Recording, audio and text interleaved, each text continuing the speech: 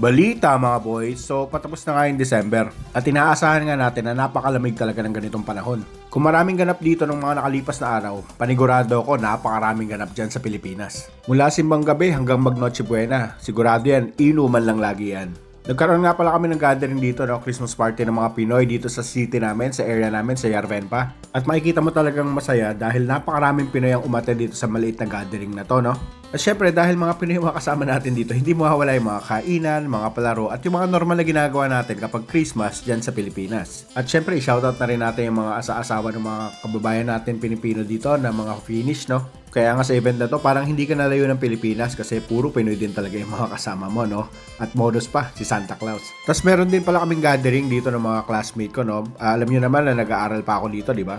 At dito sa gathering na to, hindi lang kami puro Pinoy. Merong Indian, merong taga Myanmar. At alam niyo ba kung ano yung nagdikit sa amin dito? Isa lang, video rin pala ang hilig ng mga to. Yan nga yung mga ilang ganap dito sa amin. Anyway, sa araw na to, kasama ko nga yung Mabanag family and twins, no? Kasi pupunta kami dun sa Helsinki area para tignan kung ano meron dun sa may Christmas village nila. At makikita mo na napakaraming tao at napakaganda nga naman talaga dito sa sentro nila kapag ganitong winter. Mapapansin mo nga na umuulan pa talaga ng snow dyan, no? Pero hindi mo talaga mararamdaman na masyado malamig dahil maraming tao. Siguro yung body heat ng mga tao, yun na nagkukos ng init ng katawan natin. Yung tipong kahit pabalik-balik ka na dito sa lugar na to, hindi mo talaga mapigilang hindi bumalik kasi napakaganda talaga ng area nila, no? Iba-ibang view, iba-ibang perspective kada magpapalit yung season. Mabalik tayo, dito nga pala sa cathedral yung Christmas village nila, no? At talagang napakaraming tao at napakaraming pagkain na pagpipilian na napakasasarap talaga. Makikita mo nga rito yung carousel, no? Talagang pinipilahan ng mga tao at yung mga pagkain nila talagang pinipilahan din. Siyempre kapag mga ganitong panahon, napakasarap talaga dito magkape. Tas eto nga isang tropa natin bumili rito ng Gregorian cheesecake, no? Naku, tinikman ko to. Naku, napakasarap talaga yan. Tignan mo yung pagkagat ko dyan, parang wala nang bukas, oh. Napakasarap niya kasi nga freshly baked, napakainit pa nung kakainin mo na. Ano pa ba? Tas hihigupan mo ng mainit na kape, solve ka na, di ba? For sure, maraming family ang nag-spend ng time nila dito sa Christmas village na to, no? Kasi nga napakarami mo talagang pwedeng gawin dito.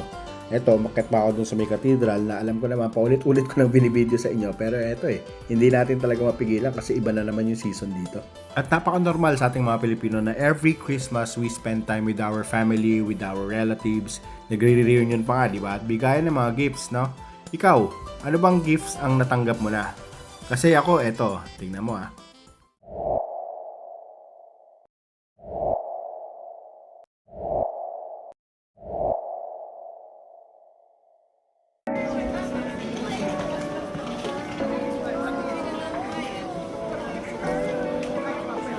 Pimoy!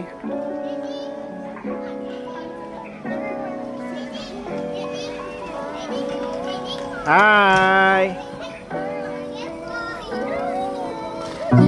Hi!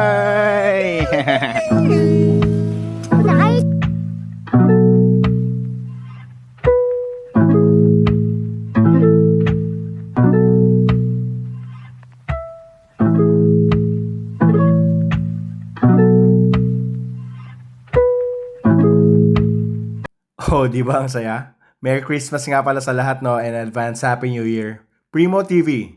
Peace.